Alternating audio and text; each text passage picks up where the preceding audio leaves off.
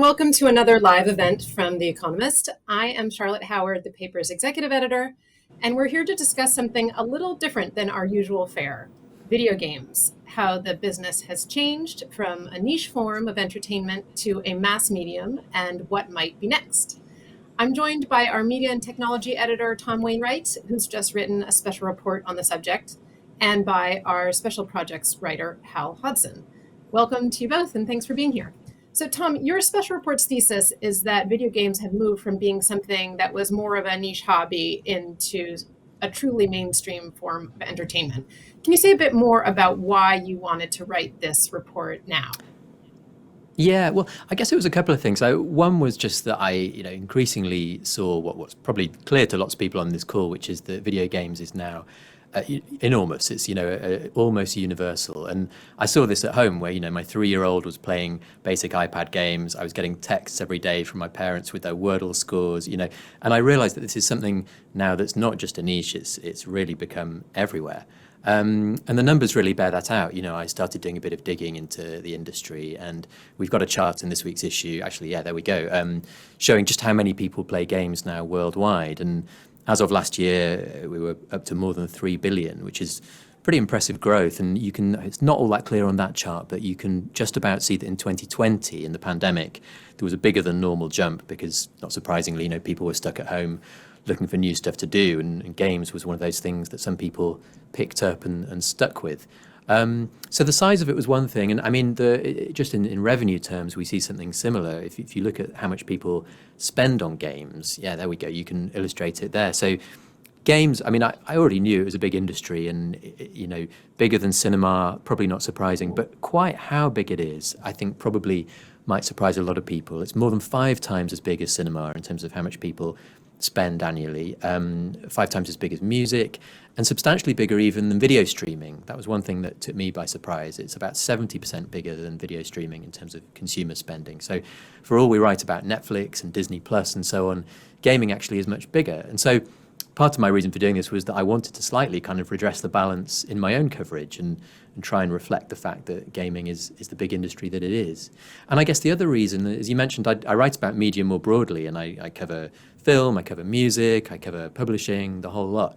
And the more I heard about games and the more I read about games, the more I heard certain things, certain changes in the industry, which reminded me very much of stuff going on in other media businesses. So people are interested in, the possible move to streaming, which of course is something that we've heard about in Hollywood for the last few years, something that's changed the music business a lot.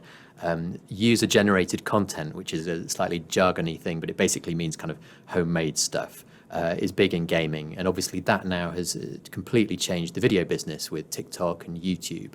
And what else? Content moderation has long been a problem in social media, and increasingly it seems to be a growing issue in gaming. So the idea really was to look at gaming through the sort of lens of other media and see what we might be able to determine about the way that gaming could develop based on the way that other mass mediums have developed in the past. So we have a question from a subscriber who asks about the demographics of gaming, and I'm really interested in this too. In that chart that you showed with the big increase in the number of people gaming, is that led by a particular age group? Is it becoming just more prevalent among young people, or is it that boomers are gaming at a much higher pace? Is it all of the above? Peter, a subscriber, asks about how participation in video games is changing as people age. Yeah, I'd say it's probably a bit of all of those things. I mean, age-wise, I think it's expanded up and down the age range. I mentioned my 3-year-old earlier. That there are more games now geared towards very young children, and including a lot of games which are kind of pseudo-educational, or at least parents tell themselves that they're slightly educational. I think at the same time, we've seen more older people playing games. And I mean, one statistic that I found interesting when I was doing this research was that here in the UK, among people in their 50s and 60s, more than half now play video games. And we're probably not talking Call of Duty or something like that. This is probably heavily mobile gaming.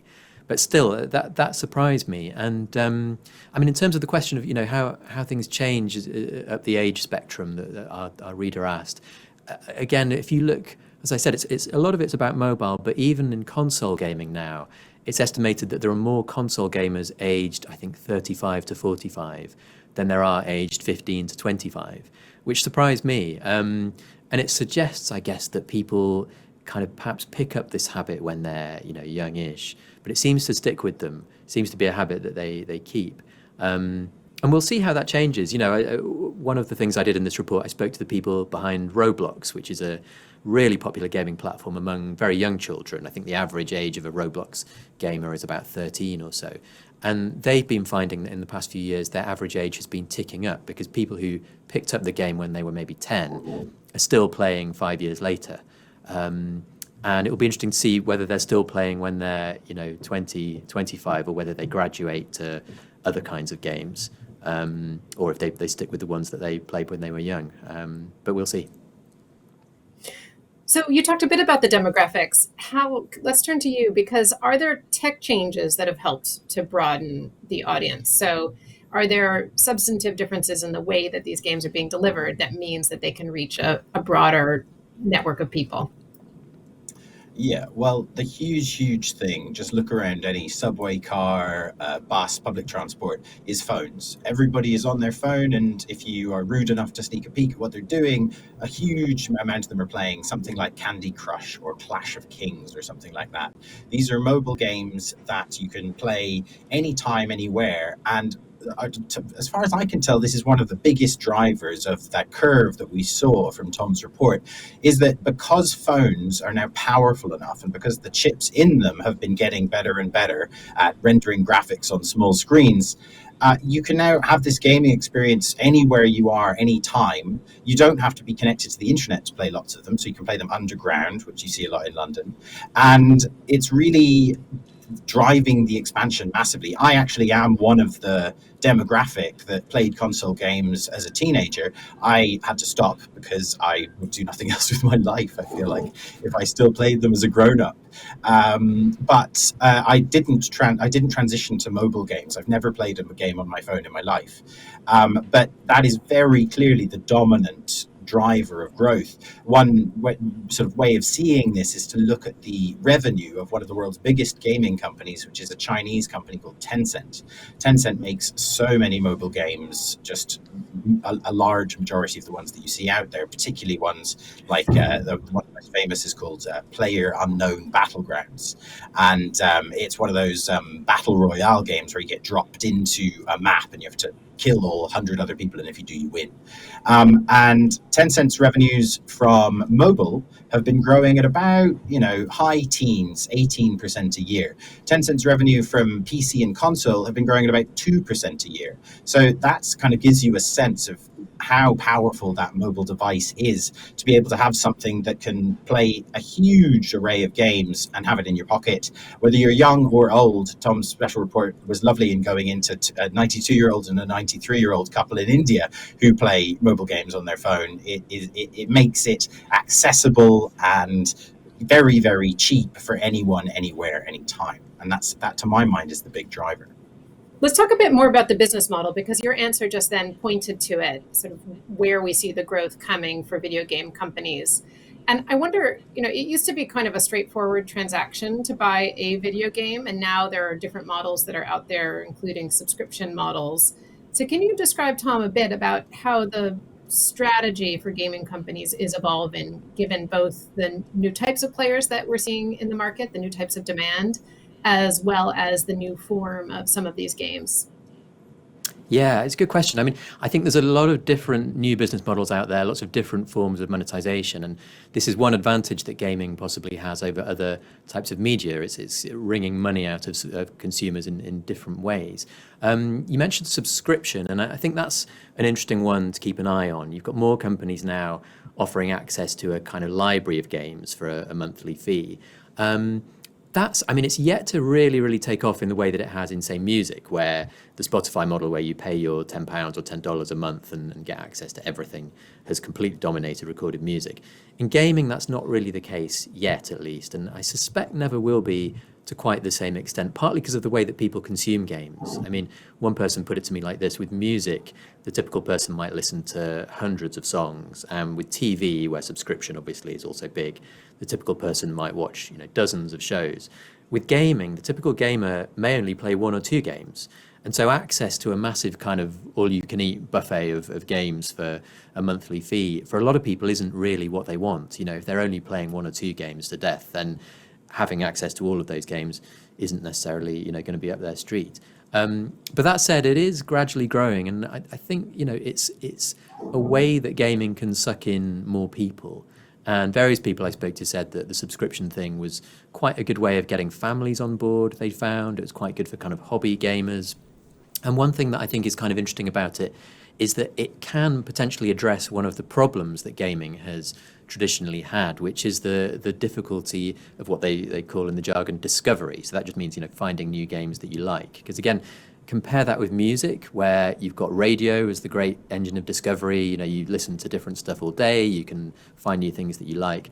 Or compare it with TV, where you can spend all day channel hopping and find new shows very easily.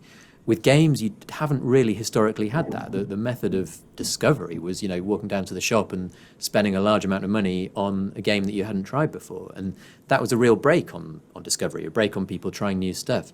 With subscriptions now, that means that you've got frictionless and cost-free discovery of a whole range of new games. And there are some good examples of this. I mean, I was talking to Microsoft, who run the Xbox Game Pass, and they were talking about a recent game called, I think it was Hi-Fi Rush on Game Pass, which is it's a slightly unusual kind of game from a developer that normally makes different types of game. But it did very well, partly because people who subscribe to Game Pass could have a go, you know, without cost. And I think that the people are interested in this because, you know, in TV, the cable bundle was a way of massively increasing the rate of discovery.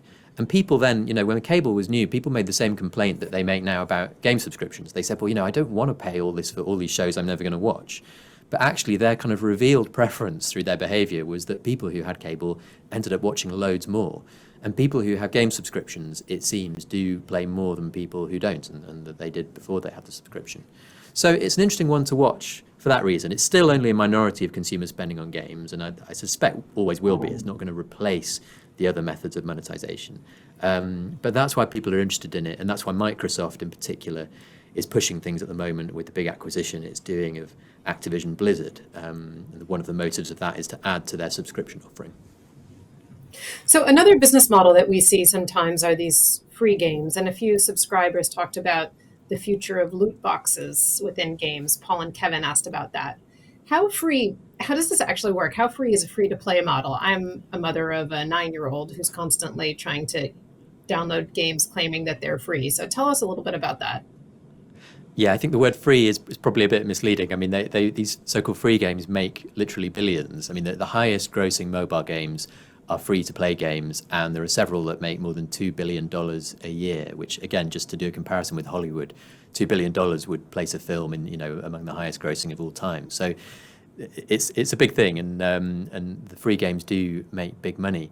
I mean, the loot box thing is interesting. For people who don't know, loot box is where you pay a set sum for a kind of random box of power-ups or, you know, extra weapons or whatever.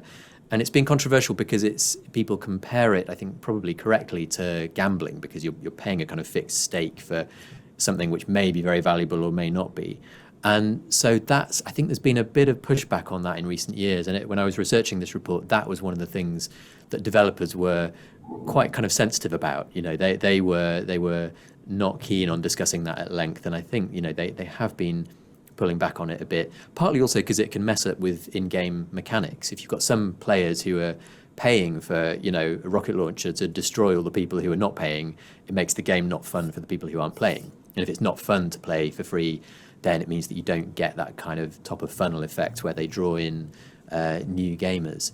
But it's interesting, again, just to compare with other media. I think free to play has been great for gaming because it's a very clever way of monetizing consumers kind of, if you like, at different points along the demand curve. And by that, all I mean is that you can get people who are casual gamers and just get them to pay a small amount or next to nothing. And then you can get people who are very, very serious gamers and charge them a lot. And again, compare that with TV. You know, if you subscribe to Spotify and listen to it just occasionally, you pay $10 a month. If you listen to Spotify all day long, you pay $10 a month. And it's the same with Netflix. You know, they're not very good at price discrimination. Games are very, very good at price discrimination, and they make sure that they charge the kind of power users a lot more than they charge the casual users. It's one of the big reasons for their success. Well, I want to ask you more about that actually offline, because that's fascinating. The idea that this is the one form of entertainment that's really cracked the code on price discrimination. But Hal, I want to ask you a bit about streaming, which, of course, as we just heard from Tom, has had a huge effect on the record industry as well as TV and films. So, what do you think about its effect on gaming? Is there a company that wants to be the Netflix of the gaming world? And if so, who is it? And if not, why not? Well, one of the companies that wants to be the Netflix of the gaming world is Netflix itself. Netflix wants to take its existing bundle of video, TV shows, movies, and add to it these games that you can play just on your TV, on your normal, the same exact setup as you have for Netflix at the moment. Often even using like your remote control or your phone. To control the gameplay. And the reason that this is attractive is because it doesn't require any extra upfront investment from the game player. It's a little bit like phones in that sense. You've already got a phone. There's all these games you can play on it. There are technological reasons why this is becoming possible, namely just in the same way as phones have become much more powerful because of the chips in them. The servers that provide you with streaming video content have also become much more powerful, to the point where they can start to run the game in the data center far away from you, and you can control the game over the internet. That's what streaming games are. There are some difficulties with this. You're probably, I would never say never, but you're probably not going to have, very high-end games, like Call of Duty, that kind of game. You're probably not going to have a high-end game that streams, because the latency, the round-trip time between you pressing a button in your living room, it has to go all the way to the server and then all the way back to you before anything happens. And that's going to be, on the order of half a second. And if you're playing a really fast Twitch game, then you're going to be dead by the time that your command gets received. So there are some limits to this. But the obvious upside is exactly the same as mobile, right? You're sitting in front of your couch, Netflix pops something up to you and says, do you want to have a go with this game? Maybe you're waiting for, I don't know, the next episode of something to drop at 8 p.m. that evening, which is often the way that TV series get launched, and you're going to fill that time.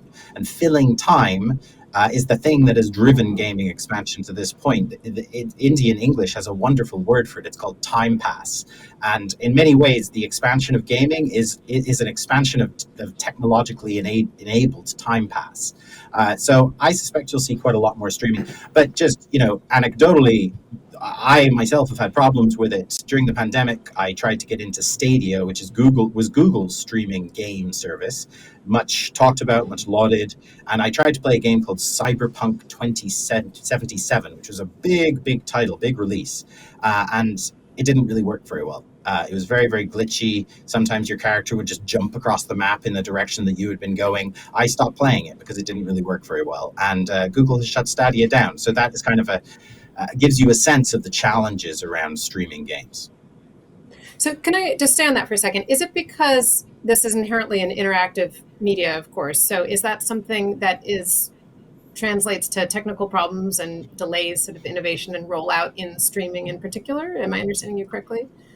Yeah, you're understanding that correctly. The difficulty with this is the same thing which makes games so great, is that because they're interactive, they're repeatable. If I watch whatever high-grossing film, if I watch Avatar once, I'm probably done. But if I play Candy Crush a gajillion times, then I'm coming back for more, because it has that interactivity. It has that enjoyable repeatability. And that interactivity is what limits the possibilities for streaming. You can do some. Wordle, for instance, is streamed. Wordle does not really exist on your phone. It exists on a New York Times server, but Wordle is very simple, and there's no requirement to interact with it on any kind of timeline. When there's a timeline requirement, then you have a problem, and basically more complex games are going to struggle to stream. But there are ways to solve this. For instance, you can put the servers closer to people. Netflix already does this. They're called content distribution networks. And the closer the server is to you on the internet, the faster your connection and the more easy it is to control things that have that higher timeliness requirement. I want to ask a bit about the metaverse, which is, of course, a big subject, not just for gamers. But Alistair, a subscriber, asks about the impact that the metaverse has had on video games so far. Meta's Meta, which of course made a big bet on the metaverse, their share price was down enormously last year. Tom, do you think that the metaverse, as it relates to gaming, is more hype than reality, or what's been the effect so far, and what's to come? Good question. I mean, with Meta, you're right. It had a shocker of a year last year, and that wasn't just to do with the metaverse. You know, we've got the whole TikTok phenomenon, and we've seen Meta's share price edge up a bit lately, partly because we see TikTok in trouble in the United States, and so investors are wondering what might happen if TikTok gets banned or similar. But on the metaverse, yeah, I mean, look, investors in Meta are unhappy that it seems Mark Zuckerberg at one stage last year was determined to almost single-handedly build out this new category, and he is persuaded, he's convinced that the future of all kinds of things is in the metaverse. So he thinks it's not just going to be games. He thinks people are going to be using virtual reality for work, for socializing, for, you know, perhaps for having events like this.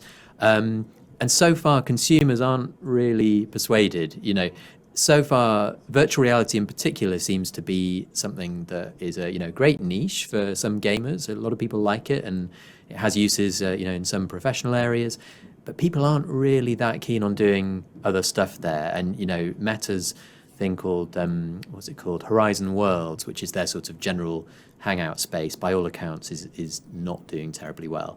But I think that you know, it's a mistake to kind of elide the metaverse with virtual reality. You know, they're not the same thing. And I think VR at the moment is having a bit of a kind of rough patch, and people have lost some enthusiasm for it. But I think that, you know, if you define the metaverse more broadly as just being any kind of online space where multiple people can meet in a kind of, you know, digitally embodied form, then I think we've got metaverses which are doing pretty well, and games seem to be at the center of it. You know, if you want to find an example of a kind of living metaverse that's already there, then I think most of the things that you would point to are games. You know, Roblox would be one, Fortnite might be another, Minecraft might be another. And it's interesting to see how these, you know, metaverse has become a bit of an unfashionable word, but, you know, how these kind of environments, whatever you want to call them, are being used for more than gaming in some areas. So Roblox, for instance, it's, you know, it's a gaming platform aimed mostly at young children, but increasingly they meet there not just to game, but just to kind of hang out, you know, to socialize, to chat, to do shopping sometimes. And they're doing all of this without VR. You know, Roblox isn't a VR experience. You play it on a flat screen. But people are doing all kinds of things there. So I think that, you know, we're in the middle of what people are calling a kind of VR winter, and lots of companies, including Meta, Tencent, and others, are kind of pulling back on their VR projects. Apple, incidentally, it seems not to be, at least yet. You know, they're expected to release a headset later this year, which will be interesting. But I would separate VR from, you know, broader kind of metaverse-esque experiences, which I think probably are still growing faster than some people might think. So I want to stay on the young kids who you just mentioned, who are using the platforms like Roblox and others to connect and socialize. Because for so long, there's been this sort of hand-wringing among various adults about the effect of video games on young kids. And I think that's true all over the world. It's particularly true in America in the wake of different mass shootings, where people always point to the gaming habits of the perpetrators. But Sophie, a subscriber, wonders about the impact of games on the mental health of young players. Tom, is there evidence now, after all these years where gaming has now existed, it's not just hypothesis, surely, is there evidence one way or the other of the effect of games on kids' mental health? There isn't very strong evidence that it really affects their mental health all that much in either direction, from what I can see. I mean, I think probably the most important thing, really, and I'm not here to give parenting advice by any means, but I think the key question for me is kind of what is gaming taking time away from? You know, parents might worry that their kid is playing video games instead of being outside, socializing with real humans, you know, and that could be a concern. But I suspect that in many cases, video games are taking time away from other on-screen and online activities. And if your child's playing video games instead of, say, scrolling Instagram, that strikes me as potentially a healthy trade-off. You know, I think the key question is what would they be doing if they weren't playing games? And I think there's kind of worse stuff to do online probably than playing Fortnite. But I think that the nature of concerns has changed a bit. When I was growing up in the kind of early 1990s, I suppose, I remember the controversy then was over things like Mortal Kombat. There were great concerns, and there were hearings in Washington where senators were very concerned about, the fatality moves and all of this stuff. And that, I think those worries really, to some extent, people have got over the concerns about the in-game content, because games have adopted a kind of cinema type, classification system where they get given an age rating. And I think people are less bothered about that now. I think the new concern really is one that more resembles worries over social media. It's more to do with not the content that the game developer puts in the game, but the kind of content that you might find in-game at the hands of other players. Because most of the top games now are big kind of multiplayer online games. And so as on a social network, you're thrown in with millions of anonymous people who can say all kinds of bad stuff to you, basically. And we've seen Meta had to introduce new rules in its metaverse VR stuff a year or two ago because people were being kind of virtually harassed, and so Meta introduced a sort of minimum distance between avatars and that kind of thing. And we're seeing game companies having to put in place the kind of content moderation policies that we're more familiar with from companies like Facebook.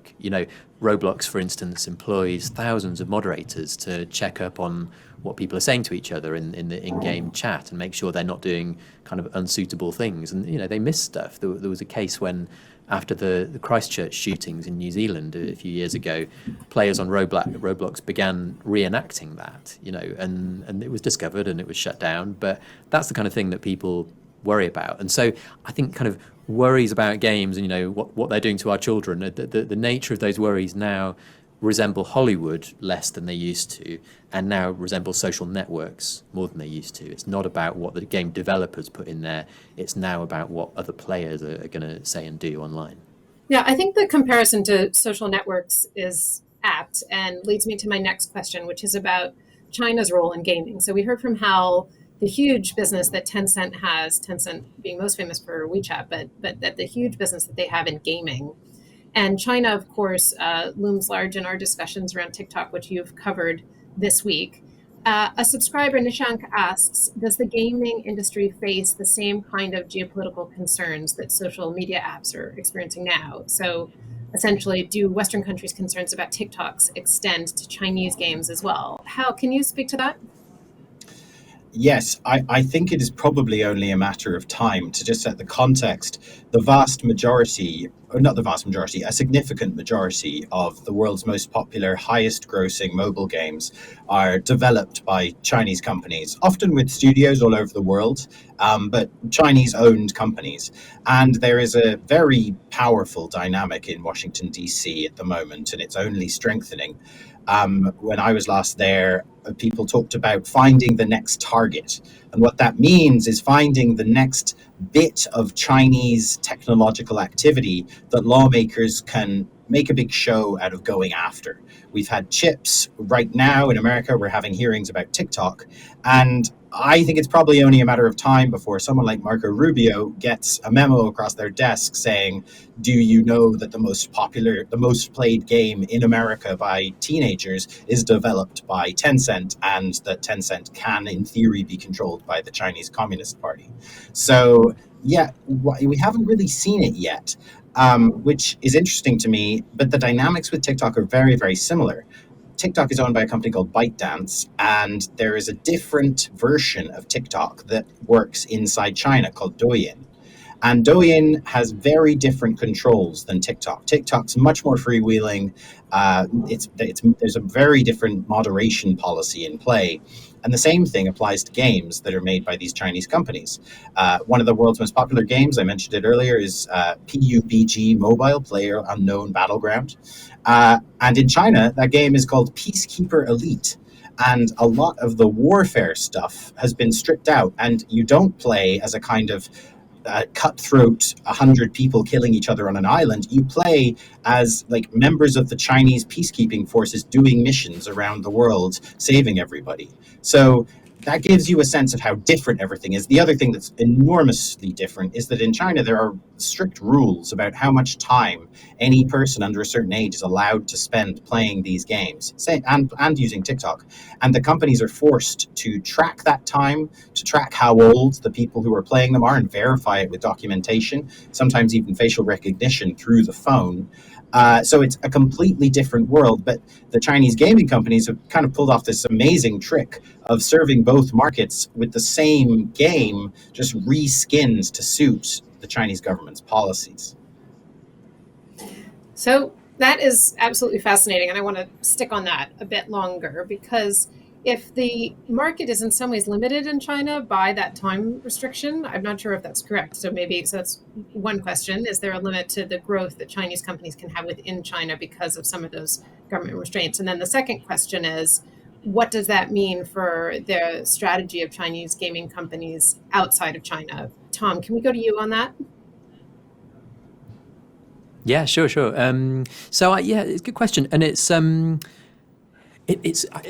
the thing that's interesting about that. I mean, it makes for a very different kind of market from the film market, because again, this is something else that I've been writing about in the past, and which gaming got me thinking about.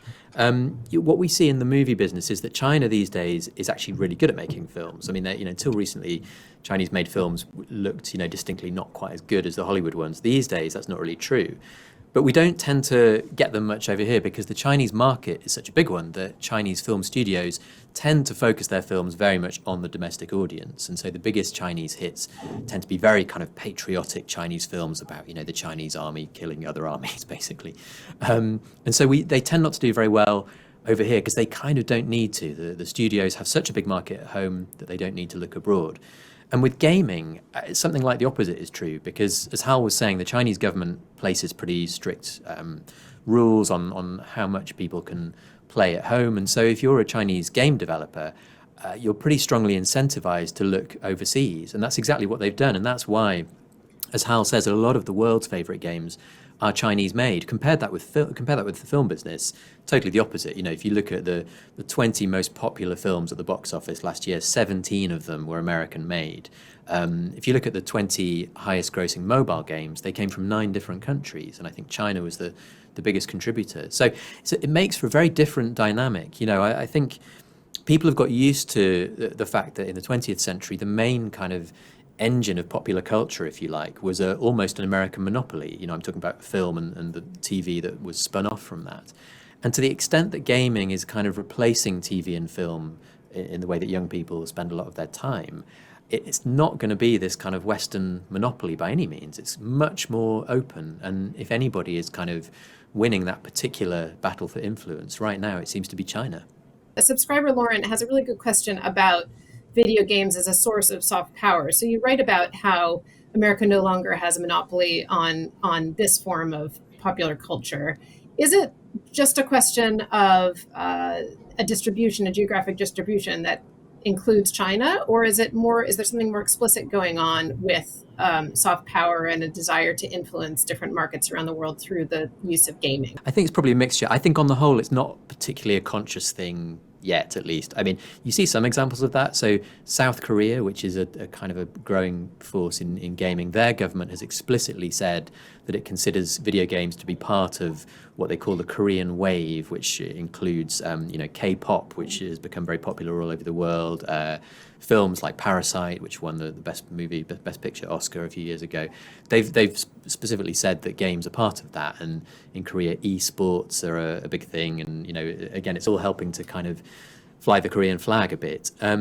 Japan has kind of made some moves in that direction. I mentioned in my report that the handover of the Olympic torch, they had this kind of Mario-inspired ceremony. So some countries use gaming as part of their kind of national branding, but on the whole, I don't think it's a particularly kind of conscious government-led effort yet. But if it continues to grow, I wonder if that might change. If governments might become a bit more conscious that this thing might wield a bit more power. One other question on Chinese influence in a different way.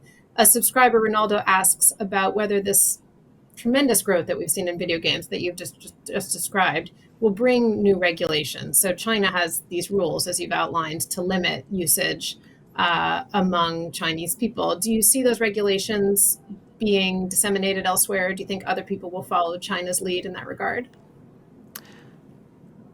If this is one for me, I find it hard to see countries doing anything quite like what China's done. I mean, I think we'll probably see more concern over the kind of online interaction with other players stuff, because as I said, that does seem very similar to social media. You know, the kind of worries that we've seen in social networks about people, particularly children, but potentially anybody being exposed to kind of, you know, unpleasant stuff online. I think that's probably something that we'll see a bit more of as games, in some cases, come to resemble social networks more closely.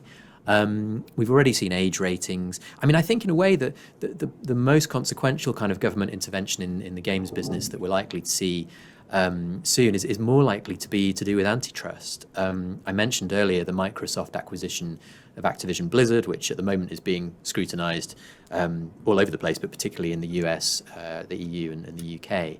So it'll be interesting to see whether that gets through. The other one is to do with app stores. And, you know, here in the EU, well, we're not here in the EU anymore, sadly, nearby in the EU, they recently passed some new regulations which I think are going to erode the kind of app store monopolies that we've seen. And that's a big thing for gaming because, you know, app store profits to a very large extent are gaming profits. I think something like 60% of the money that Apple makes from the app store is actually from games. So whenever you see questions about, you know, app store antitrust, these are kind of gaming questions too. So I'd nominate those areas as where we might see more regulation in the West. I am going to point everyone to Tom's excellent special report on video games. The QR code on screen should take you there. And we'll also include a link in the follow-up email after this event. But I'm going to turn to some more questions from the audience, and there are lots of them that have been coming in. So this is of particular interest to me. Sean, a subscriber, asks about the role that video games may play beyond making money. And Matthew, in a related question, asks if there are prospects, for instance, for use in elder care. So, you know, we've been talking about Candy Crush and Roblox, et cetera, but are there other usages that you think might have a broader beneficial role in society? Hal or Tom, do you want to take that? I can go for that one. One of the things I've kind of been waiting to see happen is for video game environments to be a place where work starts to happen. One of the games that sort of pointed in this direction but didn't quite go all the way was a game called Ingress. It was from a company called Niantic Labs. It was released in 2012. And it basically had you wandering around the world tagging landmarks for Google, is what it ended up being. And it was kind of fun, but it was also kind of worky. And I feel like the dynamics of a video game, that enjoyable interactivity that you get in a video game environment, lends itself to incentivizing people to perform work in ways that they don't currently do it in the real world, so to speak. So that's one thing I'm looking out for. In terms of elder care, you can totally see it, but I'm not aware of that happening at the moment very much. I don't know if maybe Tom is. Well, I mean, one of the people I interviewed in my special report was an avid video gamer who was 92, and she's a daily wordler, as is, I think, her 93-year-old husband. And so it could be big. I mean, one thing that I'm interested to see actually is, you know, as gamers age, because gaming it's not that popular on the whole among the 90-something crowd, but as people who are currently in their, let's say, their 40s, who very much did grow up with games, as they get older and gradually edge towards retirement, I'm interested in to what extent that could kind of unlock many, many extra hours of gaming consumption. In other words, you know, people my age, when we're retired, are we going to spend our retirement playing video games? And the reason I'm interested in that is because with TV, a huge part of the TV economy is basically old people who watch TV for astonishing quantities of time. I mean, here in the UK, according to Ofcom, I think among the over 70s, the average amount of TV consumption per day is 7 hours. And I don't know to what extent, you know, when people get older, that when people, you know, who are currently younger get older, will they be spending that kind of time playing games? Probably not quite that much, because an interactive experience you can't really have on kind of in the background for company, which I think is how a lot of older people use TV. But still, I do think that, you know, we could see quite a boom in total video game time as today's kind of hardcore gamers hit their 60s and suddenly have more time on their hands for things, including gaming. There's a question that goes to Hal's point on the future of work, which is from Anne, that's sort of adjacent to your point, Hal. She says that her 11-year-old daughter plays Roblox and Minecraft while on video calls with her friends, and that she's constantly multitasking. Do you think these skills will help her in the future world of work? So is there something about gaming as well as something about multitasking that you see as beneficial for tomorrow's future executives or researchers or academics or whatever they want to be? Is this going to be a useful set of skills? Well, I don't know about tomorrow's executives, but I am multitasking constantly, being on Zoom calls while quickly looking up a fact. And I think what gaming gives you is an ability to navigate virtual environments. And it is utterly, utterly clear that navigating virtual environments or digital environments, to not cross the wires with virtual reality, digital environments are very, very important, and they're only going to become more important. And so to the extent that, that young person is improving their ability to do that, I can totally see that this is beneficial. Just having the fluency to navigate the user interface, switching between your Zoom call and your Roblox game on your screen, and just having that be second nature. People who can do that are going to be more useful in the jobs market than people who can't do that. And so I on that sort of relatively narrow point, I do really think that games have, quite a lot of benefits. I'm going to take a last question from Jerome, which is something that I'm particularly curious about. And he asks, can video games carve a lasting niche out for themselves as an art form on a level similar to cinema? And I think that's super interesting because, we've been talking about this as a form of mass entertainment, and we've been comparing it with television and music and films. Do you see evidence already that there's a version of gaming that you might call art, or do you think that that's something that is still to come? What do you both make of that question? You have a whole spectrum of different kind of games, some of which, could be kind of considered art, and some of which couldn't. It's a bit like with video. Is a kind of 10-second TikTok a piece of culture or a work of art? Maybe, but probably not. But at the other end of that video spectrum, you've got a kind of 2-hour feature film, and it's kind of the same in gaming. You've got mobile games like Candy Crush, which is, you could make a case that that's cultural, but it's possibly a hard case to make. But then at the other end, you've got things like, The Last of Us is probably an obvious example because that's just been turned into a TV show. And playing that game, actually, it's kind of halfway to being a TV show already. Games like that are so cinematic that I think it's be very difficult for somebody to say that they think kind of marquee television is culture, but those kinds of AAA games are not, because increasingly there's less and less to choose between them. So I think it's primarily a form of entertainment, and I wouldn't get too hung up on whether or not it's kind of culture or not. But I do think that that we're seeing more and more of a blurring of the boundaries between different forms of entertainment, different media. And as games start to look more like TV, and as TV starts to look more like games, and as in some cases, music experiences kind of overlap with them as well. I think you have to take the view that games have the potential to be a cultural medium as well. Thank you for watching. If you'd like to find out more about our upcoming webinars, please click this link. You can also see recordings of prior webinars, including one on the war in Ukraine 1 year on. See you next time.